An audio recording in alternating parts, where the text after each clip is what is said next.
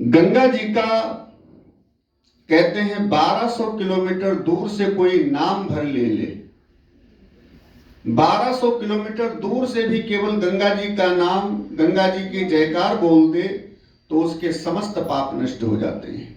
ऐसी पाप मोचनी गंगा जी। फिर दर्शन का लाभ मिल जाए, स्नान करने का लाभ मिल जाए और गंगा जी का जल पान करने का लाभ मिल जाए तो कहना ही क्या है। इसलिए आए भाव से जोर से जयकारा लगाएं, बोलिए गंगा मैया की। और संत लोग कहते हैं कि गंगा गंगा जे नर काही, तो भूखा नंगा कबहु न रही। ऐसी गंगा जी की महिमा आज भी धराधाम के ऊपर प्रतिष्ठित होकर के हम सबका कल्याण कर रही है। इसके बाद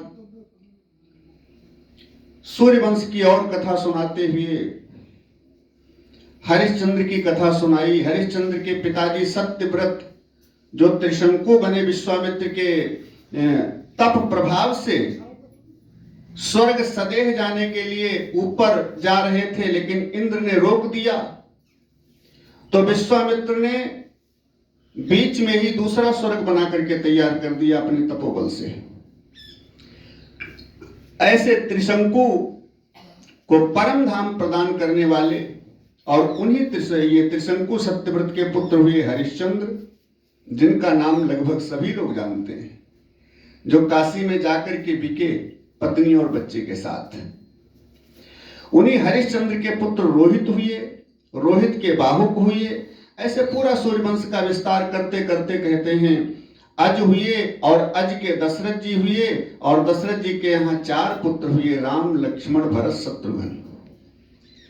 9वें स्कंद में राम जी का चरित्र सुनाया है श्री सुखदेव जी ने। अब समझें, राम जी का चरित्र केवल 1.5 अध्याय में 9वें स्कंद में, और भगवान कन्हैया का चरित्र 115 अध्याय में। बड़ी सूक्ष्म राम जी की कथा सुनाई, बड़ा सूक्ष्म राम जी का चरित्र सुनाया। 1.5 अध्याय में कितनी कथा हुई होगी, लेकिन पूरा चरित्र सुनाया राम जी का केवल 1.5 अध्याय में। अब राम जी का चरित्र अगर भाव से सुना जाए, इसका विस्तार करके सुना जाए तो जीवन बीत जाए, लेकिन राम जी का चरित्र कभी पूर्ण नहीं होगा।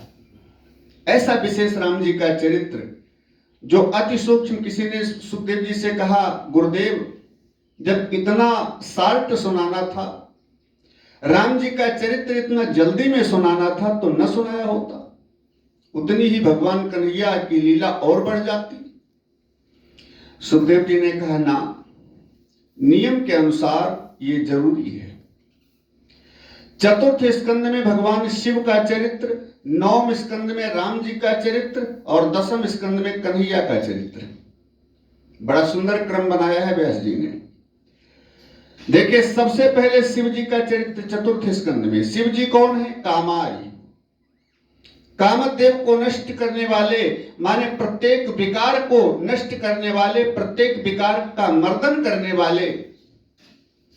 जब शिव जी की कृपा होती है, या ऐसा मान लें शिव जी है विश्वास और माता पार्वती है श्रद्धा। भवानी शंकरौ वंदे श्रद्धा विश्वास रूपिणौ, याभ्याम बिना न पश्यन्ति सिद्धाः स्वान्तस्थमीश्वरम्। भगवान शंकर हैं विश्वास, माता पार्वती हैं श्रद्धा। और भक्ति की 3 धाराएं भी बताई हैं। 3 प्रकार से भक्ति करना चाहिए। सबसे पहले भक्ति की धारा है विश्वास, दूसरी धारा है संबंध और तीसरी धारा है समर्पण। भगवान हैं, भगवान सबका कल्याण करते हैं, भगवान घट घट में विराजित हैं, ऐसा पहले विश्वास करो। इस विश्वास को अपने मन में उतारो, दृढ़ विश्वास, पक्का विश्वास करो। और जब विश्वास तुम्हारे जीवन में उतर जाए तो दूसरा काम करो। कौन सा? भगवान से संबंध बनाओ। दुनिया में कितने संबंध हैं, भगवान कहते हैं जो तेरे को पसंद हो वो मेरे से संबंध बना ले, लेकिन संबंध बनाओ जरूर। त्वमेव माता च पिता त्वमेव, त्वमेव बन्धुश्च सखा त्वमेव, त्वमेव विद्या द्रविणं त्वमेव, त्वमेव सर्वं मम देव देव। भगवान कहते मेरे से संबंध बना ले, जो भी तेरे को संबंध पसंद हो वो संबंध बना ले, मैं हर संबंध तेरे से बनाने के लिए तैयार हूं। इसलिए भगवान से संबंध बनाओ। वैसे हम लोग मुंह से तो गाया करते हैं, कहा करते हैं, लेकिन मन में उस भाव को नहीं उतारते। मुंह से सब लोग कहते हैं पितु मातु सहायक स्वामी सखा, तुम ही एक नाथ हमारे हो। पितु मातु सहायक स्वामी सखा। लेकिन इस भाव को जब हम मन में उतार लेते हैं, हमारे जीवन में उतर जाता है, तो संबंध हमारा पक्का होता है। और जब संबंध हमारे जीवन में पक्का हो जाए, उतर जाए, तब तीसरा काम करे। कौन सा? भगवान के प्रति समर्पित हो जाए। समर्पित हो जाए। जहां ले चलोगे वहीं मैं चलूंगा, जहां नाथ रख दोगे, जहां नाथ रख दोगे वहीं पे रहूंगा, और जहां ले चलोगे वहीं मैं चलूंगा। भगवान के प्रति समर्पित हो जाए पूर्ण रूपेण। प्रभु जीवन का मैंने सौंप दिया, सब भार तुम्हारे हाथों में। और जब समर्पण हमारे जीवन में उतर जाए, हमारे मन में उतर जाए, तो समझ लो हमारी भक्ति परिपक्व हो गई। और ये होता कब है? जब शिव जी की कृपा होती है।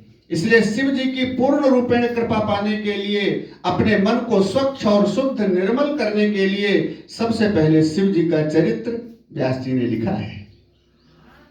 शिव जी की कृपा जब होती है तो हमारा मन निर्मल होता है, मन पावन होता है, सारे विकार नष्ट होते हैं। और जब शिव जी की कृपा होने से हमारा मन निर्मल होता है, तब राम जी की कथा 9वें स्कंद में, राम जी की कथा से क्या होता है? 2 चीजें प्राप्त होती हैं। राम जी की कथा से मर्यादा का पालन करना, यह शिक्षा हमें प्राप्त होती है। जननी समझा नहीं पर नारी, धन पराव बिसते बिस भारी। यह राम जी के जीवन का वैशिष्ट्य है। और जब ये मर्यादा हमारे जीवन में उतर जाती है राम जी की कृपा होने से, तब भगवान कन्हैया की कथा समझ में आती है। तब कृष्ण हमें समझ में आते हैं। वैसे कृष्ण की लीला बड़ी टेढ़ी मेढ़ी है। अगर लौकिक भाव से देखा जाए तो इन्होंने चोरी किया, छिछोरी किया, 16,108 सुंदर स्त्रियों के साथ एकांत में नृत्य किया, नाच गाना किया, बिल्कुल मर्यादा का खंडन, अगर लौकिक भाव से देखा जाए। लेकिन राम जी की कृपा से जब मर्यादा हमारे जीवन में उतरती है और हमारी विवेक की आंख खुलती है, तो मुझे ये पता चलता है कि भगवान कृष्ण की लीलाएं स्पष्ट रूप से तो अमर्यादित हैं, लेकिन वो सब मर्यादा से भरी हैं। वो सब मर्यादा से पूर्ण है लीलाएं। इसीलिए तो भगवान कृष्ण को कहा गया है योगी राज, परब्रह्म, बाल ब्रह्मचारी भगवान श्री कृष्ण। अब इतना सब करते हुए भी बाल ब्रह्मचारी, तो कृष्ण को समझ पाना बहुत कठिन है। कृष्ण की लीला बड़ी टेढ़ी है। इसलिए राम जी का चरित्र सूक्ष्म भाव में सुना करके सुखदेव जी कहते हैं कि राम जी की कृपा आवश्यक है। अब राम जी का चरित्र तो बहुत विशाल है, इतनी जल्दी होने वाला नहीं। भगवान कृष्ण को भी बुलाना है। इसलिए जल्दी में केवल 10 मिनट में आए राम जी का चरित्र हम सब लोग सुनते हैं। कैसे सुनते हैं? राम जी का चरित्र नहीं, केवल इतना समझ लें कि राम जी की कृपा कैसे मिलती है। राम जी सीता जी के साथ हमारे मन मंदिर में कैसे आकर के विराजित होते हैं, उनकी भरपूर कृपा कैसे होती है। यही यही विवेक है, यही ज्ञान है। आए उस भाव को समझें। एक बार सब लोग जोर के साथ जयकारा लगाएं, बोलिए श्री सीताराम भगवान की। और थोड़ा भाव से इनके नाम का स्तवन करते हुए फिर आगे राम जी के बारे में सुने। श्री राम जय जय राम, बोलो श्री राम जय जय राम, बोलो श्री राम जय जय राम, बोलो श्री राम जय जय राम। हाँ, श्री राम जय जय राम, श्री राम जय सिया राम, जय सिया राम, जय सिया राम, हो जय सिया राम, जय सिया राम, जय सिया राम, जय सिया राम, जय सिया राम। बोलिए श्री सीताराम भगवान की। राम जी कितने भाई थे? सब लोग जानते हैं। कितने भाई थे? 4 भाई थे। सबसे छोटे वाले भाई का क्या नाम था? शत्रुघ्न जी। हैं? शत्रुघ्न का मतलब होता है, जब गुरु वशिष्ठ ने इनका नामकरण संस्कार किया तो शत्रुघ्न जी के लिए बताया कि जाके सुमिरन तेरी पुनासा, और नाम शत्रुघ्न वेद प्रकाशा। क्या लिखा? जिनका नाम लेने मात्र से, जिनका स्मरण करने मात्र से सारे शत्रुओं का विनाश होता है, उनका नाम शत्रुघ्न। तो किसी ने तुलसीदास जी से कहा यह गलत लिखा। वशिष्ठ जी ने नामकरण संस्कार जो किया गलत किया। राम जी को शत्रुघ्न कहना चाहिए था, लक्ष्मण जी को शत्रुघ्न कहना चाहिए था, क्योंकि इन्होंने शत्रुओं को मारा। राम जी ने ताड़का मारा, रावण मारा, लक्ष्मण जी ने मेघनाद को मारा, अनेक राक्षसों को मारा, तो इनका नाम शत्रुघ्न रखना चाहिए था। और जिनका नाम शत्रुघ्न रखा है, लड़ाई करना दूर रहा, वो तो बिल्कुल मूक पात्र हैं, बोलते तक नहीं है। अच्छा, रामचरितमानस सभी लोगों ने पढ़ा होगा, नहीं पढ़ा होगा तो सुना होगा। शत्रुघ्न जी ने लड़ाई कितनी बार की? रामचरितमानस में है कहीं? है? शत्रुघ्न जी लड़ाई करते ही नहीं हैं। इनका आदेश नहीं मिलेगा, केवल निवेदन मिलेगा, जहां कहीं मिलेगा, वो भी बिना बोले भी हाथ जोड़ करके बस। और इतने मूक पात्र, इतने सरल, इतने सीधे, इनका नाम शत्रुघ्न। तो तुलसीदास जी ने कहा देखो जो भी नाम रखे गए हैं ठीक है। कैसे महाराज? कहा हम बाहर वाले शत्रुओं की बात नहीं कर रहे हैं। शत्रुघ्न जी ने बाहर वाले शत्रुओं को नहीं मारा, शत्रुघ्न जी ने अंदर वाले शत्रुओं को मारा। तो किसी ने कहा बाबा अंदर वाले शत्रुओं को तो राम जी ने भी मारा, लक्ष्मण जी ने भी मारा। जैसे क्रोध स्वरूपा ताड़का, सुनि ताड़का क्रोध करि धाई। ताड़का क्रोध का प्रतीक, रावण अहंकार का प्रतीक, मेघनाद काम का प्रतीक, सुबाहु मारीच ये दुख और द्वेष का प्रतीक। ऐसे विकार हैं सब राक्षस। कभी राम कथा सुनाने का अवसर आया तो सुनेंगे। राम कथा भी हमारे जीवन का दर्पण है और भागवत कथा भी हमारे जीवन का दर्पण है। सब जीवन का, जितने भी ग्रंथ शास्त्र हैं, सब हमारे जीवन का दर्पण है। तो राम जी ने भी क्रोध स्वरूप ताड़का को मारा, अहंकार स्वरूप रावण को मारा। लक्ष्मण जी ने भी काम स्वरूप मेघनाद को मारा। लक्ष्मण जी वैराग्य का प्रतीक है, राम जी ज्ञान का प्रतीक है, भरत जी प्रेम का प्रतीक है और शत्रुघ्न जी समर्पण का प्रतीक है। सारे पात्रों का उद्देश्य है, जो नाम दिए हैं श्री तुलसीदास जी ने, इन नामों का उद्देश्य है कोई जो हमें अपने जीवन में जीने की कला सिखाता है, शिक्षा देता है, हमें लक्ष्य तक पहुंचने का उपदेश करता है। तो राम जी ने भी क्रोध को मारा, अहंकार को मारा, लक्ष्मण जी ने भी काम को मारा। तो तुलसीदास जी ने कहा देखो ये क्रोध, काम, अहंकार ये अंदर के शत्रु नहीं, ये सब बाहर के शत्रु हैं। कैसे महाराज? एक बात बताओ, किसी के क्रोध आ जाए, क्रोध तो सबके आता होगा, कभी ना कभी गुस्सा तो आता जरूर होगा। अच्छा, किसी को गुस्सा आ जाए, क्रोध आ जाए, तो उसके चेहरे को देख करके क्या उसे बताना पड़ेगा हम गुस्सा में हैं? आप चेहरा देख करके समझ जाएंगे। भौं टेढ़ी हो जाती है, आंखों में लालिमा आ जाती है, माथे में बल पड़ जाते हैं, चेहरे की भाव भंगिमा सब, चेहरे का दृश्य बदल जाता है। आप उसके चेहरे को देखकर समझ जाएंगे कि ये गुस्सा में है। ऐसा चेहरा बन जाता है।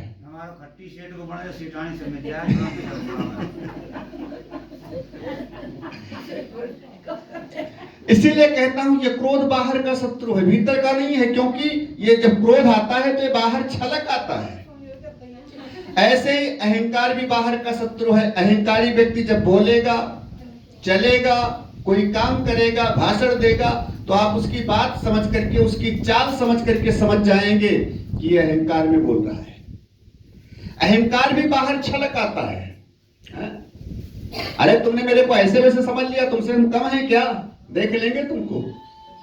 तो अहंकार भी बाहर का शत्रु, ये काम भी बाहर का शत्रु, लेकिन एक ऐसा शत्रु है जो अंदर का है, बाहर छलकता नहीं है, लेकिन होता सबके पास है, होता सबके अंदर है। चाहे जितना बड़ा त्यागी संत हो, लेकिन उसके अंदर भी वो शत्रु होता है। उसको मारना बड़ा कठिन, लेकिन शत्रुघ्न जी ने उसको मारा। उस शत्रु का नाम क्या है? कहा लोभ। ऐसा कौन सा व्यक्ति दुनिया में है, चाहे वो संत हो चाहे त्यागी हो, लोभ किसके अंदर नहीं है? कुछ पाने की इच्छा सबके अंदर है, चाहे जितना त्यागी हो। एक जगह भंडारा हो रहा था, महात्मा लोग बैठे भोजन कर रहे थे। अब जो सेठ जी भोजन करवा रहे थे महात्मा जी को, वो दक्षिणा देने लगे सबको, हाथ में पैसे लेकर के दक्षिणा देने लगे। अब सबको दक्षिणा देते जा रहे थे, एक संत को देने लगे, पास में पहुंच के देने लगे दक्षिणा। उन संत ने कहा ले जाओ ले जाओ ले जाओ, मेरे को नहीं लेना, मैं छूता नहीं हूं। अब तो सब भाव से भर गए, जो संत भोजन कर रहे थे वो भी सब भाव से भर गए। सेठ जी भी लोगों, अन्य संतों को तो प्रणाम ऐसे करता था हाथों से, और जब उन संत ने कहा ना मैं पैसे को हाथ नहीं लगाता, ले जाओ इसको, तो उनको लेट करके प्रणाम करने लगा। इतना भाव से भर गया कि ये महान तपस्वी हैं, ये तो त्यागी बाबा हैं, ये छूते नहीं हैं धन दौलत। और जब उनको प्रणाम करके सेठ जी आगे चलने लगे, तो महात्मा जी ने आवाज दिया, है कहां जा रहे हो? अरे आगे दक्षिणा देना है। नहीं यहां आओ पहले। और हमारा दक्षिणा? महाराज आपने तो कहा हम छूते नहीं हैं। महात्मा जी ने अपना गमछा आगे करके कहा इसमें बांध दीजिए, हम छूते नहीं, इसमें बांध दीजिए। तो एक संत ने कहा ये छूते नहीं है लेकिन ये बांध रहे हैं। तो दूसरे संत ने कहा ये बांधने वाले महात्मा हैं, ये छूते नहीं है, बांधने वाले महात्मा हैं, ज्यादा चाहिए इनको। तो ऐसे भी बहुत लोग त्यागी ऐसे होते, लेकिन लालच उनके अंदर भी होता है, लोभ होता है सबके अंदर। ये लोभ ऐसा प्रबल शत्रु है जो होता सबके अंदर है, लेकिन त्याग की मूर्ति ऐसा बन जाते हैं जो पहचान नहीं मिलता है महात्मा जी त्यागी हैं क्या है। तो इस लोभ रूपी शत्रु को जो अंदर ही अंदर खोखला करता रहता है लेकिन बाहर प्रदर्शित नहीं होता, इस शत्रु को शत्रुघ्न जी ने मारा। और रामचरितमानस में लोभ का प्रतीक कौन है? लोभ का प्रतीक है मंथरा। सबको और सबने मारा, लेकिन मंथरा को लक्ष्मण जी, ये शत्रुघ्न जी ने मारा। जान से नहीं मारा, लेकिन त्रास दिया। कैसे? हुमकी लात तकी कुबर मारा, और फिर लगे घसीटन धरी धरी छोटी। भरत जी ने छोड़ा दिया, बाद में दया आ गई। तो शत्रुघ्न जी ने लोभ का प्रतीक, क्योंकि सबसे पहले लोभ, सबसे पहले लालच मंथरा के ऊपर सवार हुआ, तब कैकेयी को बहकाया, तब कैकेयी ने 2 वरदान मांग करके राम लक्ष्मण को वनवास दिया। तो सबसे पहले लोभ मंथरा के ऊपर आए। लोभ का प्रतीक है, साक्षात लोभ की मूर्ति है मंथरा, और इसको कुमति भी कहा गया है। जब कुमति प्रबल हो जाती है तो क्या होता है? जहां सुमति तहां संपत्ति नाना, और जहां कुमति तहां विपत्ति निधान। कुमति जहां प्रबल हुई कि विपत्तियों के ढेर लग जाते हैं, विपत्तियों के पहाड़ खड़े हो जाते हैं। तो एक कुमति का भी प्रतीक है। तो लोभ का प्रतीक मंथरा को शत्रुघ्न जी ने मारा, इसलिए वशिष्ठ जी ने सोच विचार करके नाम रखा है। ये जो अंदर का शत्रु बाहर दिखाई नहीं पड़ता, उसको मारने वाले शत्रुघ्न जी हैं, इसलिए शत्रुघ्न नाम रखा। अच्छा, एक बात और बताएं, शत्रुघ्न जी की धर्म पत्नी जी का क्या नाम था? जानते हैं आप लोग? श्रुतिकीर्ति। शत्रुघ्न जी की धर्म पत्नी जी का नाम था श्रुतिकीर्ति। श्रुतिकीर्ति का मतलब क्या होता है? श्रुति माने पुराण, अब कीर्ति माने यश। जो पुराणों की महिमा, जो पुराणों का यश सुनने में जिसकी रुचि हो जाए, पुराणों का यश भाव से समझेंगे, क्योंकि जो शब्द मैं बता रहा हूं, इन शब्दों को बहुत कम सुनने को पाएंगे प्रायः। और हम जो भी कथा करते हैं, उस कथा में जीवन का दर्शन दिखाते हैं सबको। तो श्रुतिकीर्ति, श्रुतिकीर्ति माने जो पुराणों का यश, पुराणों की महिमा सुनने में जो रम जाए, या जिसका मन पुराण की महिमा सुनने में लग जाए, या पुराणों की महिमा, पुराणों का यश सुनने से जिसको प्रेम हो जाए, माने श्रुतिकीर्ति मैया से जो प्रेम कर ले। जो काम आप लोग कर रहे हैं बैठे, बस यही काम हमारे जीवन में उतर जाए कि जहां कहीं सत्संग हो, जहां कहीं कथा हो, जहां कहीं पुराण का वाचन हो, वहां हम जरूर जाकर के सुने। माने पुराणों का यश सुनने से हमको जब प्रेम हो जाता है, तब क्या होता है? जब श्रुतिकीर्ति मैया से प्रेम करते हैं, तब शत्रुघ्न जी की कृपा होती है। वैसे शत्रुघ्न जी नहीं मानते हैं जल्दी। एक बात समझें, अधिकारी ज्यादा कड़क हो, किसी की बात न सुनता हो, और उस अधिकारी से हमारा काम पड़ जाए, और मेरा काम वो नहीं कर रहा है, नहीं सुन रहा है मेरी, तो आप अधिकारी के पास जाना बंद कर दो। अधिकारी के पास मत जाओ, उसके घर का पता लगाओ, और उसके घर जाकर के उसकी पत्नी को मनाने का प्रयास करो।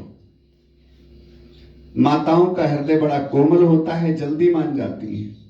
और अगर उसकी पत्नी मान गई, हां कर लिया कि तुम्हारा काम हो जाएगा, तो अधिकारी चाहे जितना कड़क हो, लेकिन घर के अंदर आते आते सब नरम हो जाते हैं, चाहे जितना कड़क हो। फिर तो अगर घरवाली ने कह दिया तो तुम्हारा काम हो गया समझ लो, अधिकारी को मानना ही पड़ेगा। ऐसे श्रुतिकीर्ति मैया से अगर संबंध तुमने बना लिया, माने पुराणों का यश सुनने में प्रीति कर लिया, तो शत्रुघ्न जी की कृपा अवश्य होगी। अच्छा, शत्रुघ्न जी की जब कृपा होती है तब क्या होता है?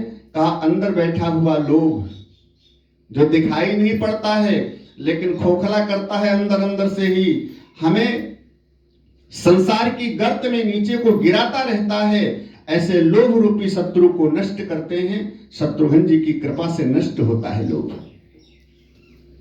अच्छा, जब लोभ नष्ट होता है तब क्या मिलता है? माने श्रुतिकीर्ति मैया की कृपा हुई, शत्रुघ्न जी की कृपा हुई, लोभ नष्ट हुआ, तब क्या हुआ? कहा तब लक्ष्मण जी की कृपा होती है। अच्छा, लक्ष्मण जी की धर्मपत्नी का नाम क्या था? उर्मिला।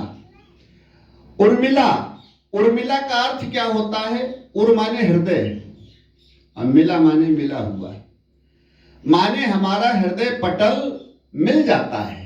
किससे? किससे मिल जाता है? लक्ष्मण जी का अर्थ देखें। लक्ष्मण माने होता है लक्ष्मण, ये बैरागी का प्रतीक है। लक्ष्मण माने जिनके मन का एक ही लक्ष्य है, क्या? भगवान राम के चरण पाना है। बस केवल भगवान राम के चरण और चरणों में ही रह करके हमेशा उन चरणों की सेवा करना, यही लक्ष्मण जी का लक्ष्य है केवल। हे मेरे बड़े भैया मैं साथ ही चलूंगा बन को। हे मेरे बड़े भैया मैं साथ ही चलूंगा और सेवक हूं सर्वदा का, या चरणों में ही जिया हूं चरणों में ही मरूंगा। हे मेरे बड़े भैया मैं साथ ही चलूंगा। लक्ष्मण जी एक ही लक्ष्य बना चुके हैं, एक ही लक्ष्य धारण किया है कि मुझे राम जी के चरण पाना है, राम जी के चरणों का सेवक बनना है। तो हमारा जब लक्ष्य परमात्मा के चरण पाना हो जाता है या परमात्मा की कृपा पाना हो जाता है, समझेंगे भाव से, उर्मिला की कृपा होती है तो हमारा हृदय मिल जाता है। किससे? परमात्मा से। और फिर हमारा लक्ष्य बन जाता है एक ही लक्ष्य, क्या? हमें परमात्मा के चरण पाना है। आजकल लोगों का एक ही लक्ष्य बना हुआ है कि पैसा कैसे कमाया जाए, पैसा आवे, और इसीलिए शांति नहीं मिल रही लोगों को। शांति मिलने का एक ही तरीका, एक बार एक कोई भगत महात्मा जी के पास गया, संत के पास, और संत से कहा महाराज मेरी सारी इच्छाएं मर चुकी हैं, मेरी सारी इच्छाएं मर चुकी हैं, अब केवल एक इच्छा रह गई है, उसको पूर्ण करने का तरीका बताओ, कैसे पूरी हो? केवल एक इच्छा है। महात्मा जी ने कहा क्या इच्छा है? कहा महाराज बस केवल एक इच्छा है, मेरे को शांति मिले, बस। शांति कैसे मिले? महात्मा जी ने कहा इसका एक ही तरीका है कि इच्छा को शांत कर लो, शांति अपने आप मिल जाएगी। परेशान किसने किया है? इच्छाओं ने परेशान किया है।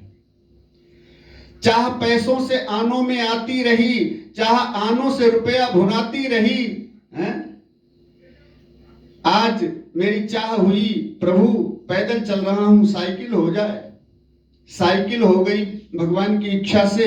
अब आगे और चाह बढ़ गई, अब साइकिल से काम नहीं चलता, थोड़ा देर लगती है जाने में, मेहनत भी पड़ती है, मोटरसाइकिल हो जाए। अच्छा मोटरसाइकिल हो गई भगवान की कृपा से। अब और आगे चाह बढ़ गई, अरे पड़ोसी के पास 3-3 4 पहिया है, मेरे पास एक ही हो जाए महाराज। 4 पहिया हो गई तो और इच्छा, अब 4 पहिया को खड़ी करने का गैरेज, महाराज बहुत बढ़िया बंगला बन जाए, कोठी बन जाए बहुत अच्छी। ऐसे चाह कभी खत्म ही नहीं होती है, और उसी चाह के पीछे ही हम अशांत बनकर के दिन रात भटकते रहते हैं। शांति कब मिलेगी? कहा इच्छाओं को शांत कर लो, चाह को शांत कर लो। केवल 3 शब्द हैं। सबसे पहले चाह पूरी न हो, चाह पूरी न हो तो आह, और चाह पूरी हो जाए तो वाह। 3 शब्द। और वाह में कुछ भी नहीं है। वाह को थोड़ा उल्टा करो, वाह को उल्टा कहो तो क्या बनेगा? हवा। वाह को उल्टो तो हवा, हवा क्या है, आई गई, वैसे वाह भी टिकती नहीं है। इसलिए वाह के पीछे भी ज्यादा मत भागो। जहां चाह आई वहां आह और वाह दोनों आएंगे। इसलिए संत जी ने कहा इच्छाओं को शांत करो, शांति अपने आप मिल जाएगी। शांति कहीं ढूंढने की जरूरत नहीं, बस केवल इच्छाओं को शांत कर लो। अशांत किसने किया है? तुम्हारी इच्छा ने। ऐसे बताते हैं, बस केवल एक चाह रखो। कौन सी? भगवान के चरण मेरे को पाना है। बस एक ही लक्ष्य बन जाए मन का, एक ही लक्ष्य बन जाए कि भगवान के चरण मेरे को पाना है। और कब होगा? जब लक्ष्मण जी की कृपा होगी। जब लक्ष्मण जी की कृपा होगी तब तुम्हारे मन का लक्ष्य बनेगा भगवान के चरण पाना। और जब लक्ष्मण जी की, उर्मिला जी की कृपा हुई, हमारा लक्ष्य बन गया भगवान के चरण पाना है, कुछ भी करना पड़ जाए भगवान के चरण पाना है, जब ये हमारी चाह बन जाती है तब भरत जी की कृपा होती है। तीसरे नंबर पर भरत जी की धर्मपत्नी जी का नाम क्या था? मांडवी है, मांडवी। तब भरत जी की कृपा होती है। भरत माने क्या होता है? भरत माने भर देना। अच्छा, भरत जी क्या भर देते हैं? धन दौलत। वो तो भरत जी के पास है नहीं। भरत जी तो खुद कहते हैं सब संपत्ति रघुपति के आही, हमारा कुछ नहीं, सारी संपत्ति राम जी की है। तो जब भरत जी के पास कुछ है नहीं तो भरेंगे क्या? धन दौलत तो है नहीं। तो तुलसीदास जी कहते हैं भरत जी के पास वो वस्तु है जो किसी के पास नहीं है। क्या है? का राम जी का अथाह प्रेम है भरत जी के पास। भरत जी तो साक्षात राम जी की प्रेम की मूर्ति है। भरत जी साक्षात राम जी के प्रेम की मूर्ति। तो जब भरत जी कृपा करते हैं तो हमारे हृदय को भगवान के अथाह प्रेम के जल से भर देते हैं। और जब हमारा हृदय भगवान के अथाह प्रेम के जल से भर जाता है तो कहीं धक्का लगने पर छलक न जाए वो प्रेम का जल। इसलिए भरत जी की धर्मपत्नी मांडवी जी की कृपा होती है। मांडवी माने मंडित कर देना, माने ऊपर से बांध देना, ढक देना, ढक्कन लगा देना, ताकि वो प्रेम का जल अंदर ही भरा रहे, बाहर छलकने न पावे, नष्ट न होने पावे, और भगवान के अथाह प्रेम से हमारा हृदय हमेशा के लिए भरा रहे। और जब ऐसा भाव होता है, भरत जी की, मांडवी जी की कृपा होती है हमारे ऊपर,